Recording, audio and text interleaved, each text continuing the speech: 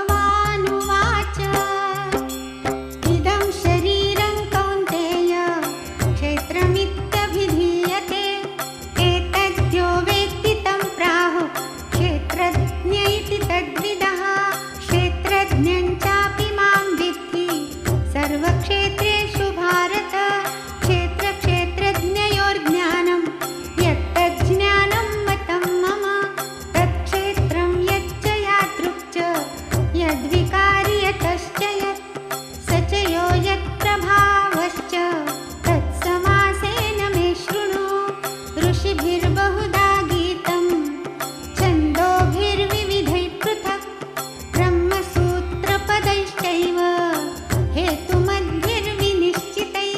महाभूतान्यहङ्कारो बुद्धिरव्यक्तमेव च इन्द्रियाणि दशैकञ्च पञ्चचेन्द्रियगोचराः इच्छा द्वेषः सुखं दुःखं सङ्घातश्चेतना धृतिः एतत् क्षेत्रं समासेन सविकारमुदाहृतम् अमानित्वमदम्भित्वम् अहिंसा क्षान्तिरार्जवम् आचार्योपासनं शौचं स्थैर्यमात्मविनिग्रहः इन्द्रियार्थेषु वैराग्यम् अनहङ्कार एव च जन्ममृत्युजराव्याधि दुःखदोषानुदर्शनम् असक्तिरनभिष्वङ्गः पुत्रदारगृहादिषु नित्यं च समचित्तत्वम् इष्टानिष्टोपपत्तिषु मयि चानन्ययोगेन भक्तिरव्यभिचारिणी विविक्तदेशसेवित्वं हरतिर्जनसंसदि अध्यात्मज्ञाननित्यत्वं तत्त्वज्ञानार्थदर्शनम् एतज्ज्ञानमिति प्रोक्तम् अज्ञानं यदतोऽन्यथा ज्ञेयं यत्तत् प्रवक्ष्यामि यज्ञात्वामृतमश्नुते अनादिमत्परं ब्रह्म न सत्तन्नासदुच्यते सर्वतः पाणिपादन्तत् सर्वतोक्षिशिरोमुखं सर्वतः श्रुतिमल्लोके सर्वमावृत्य तिष्ठति सर्वेन्द्रियगुणाभासं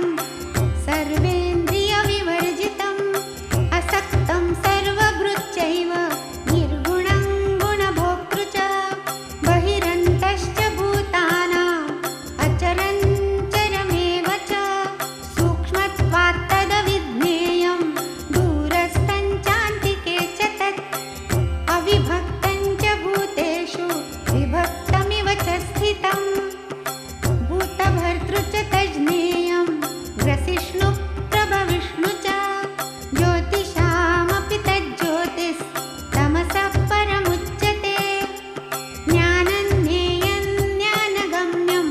हृदि सर्वस्य विष्ठितम् इति क्षेत्रं तथा ज्ञानं ज्ञेयं चोक्तं समासतः मद्भक्त एतद्विज्ञाय मद्भावायोपपद्यते प्रकृतिं पुरुषं चैव विध्यनादि उभावपि विकारांश्च गुणांश्चैव विद्धि प्रकृतिसम्भवान् कार्यकरणकर्तृत्वे हेतुः प्रकृतिरुच्यते पुरुषः सुखदुःखानां भोक्तृत्वे हेतुरुच्यते पुरुषः प्रकृतिस्थो हि भुङ्क्ते प्रकृतिजान् गुणान् कारणं गुणसङ्गोऽस्य सदसद्यो निजन्मसु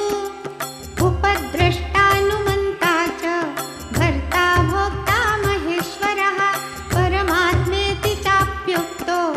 देहेऽस्मिन् पुरुषः परः य एवं वेत्ति पुरुषं प्रकृतिं च गुणैः सह सर्वथा वर्तमानोऽपि न स भूयोऽभिजायते ध्यानेनात्मनि पश्यन्ति केचिदात्मानमात्मना अन्ये साङ्ख्येन योगेन कर्मयोगेन चापरे अन्ये त्वेवमजानन्तः श्रुत्वा नेभ्य उपासते तेऽपि चातितरन्त्येव मृत्युं श्रुतिपरायणाः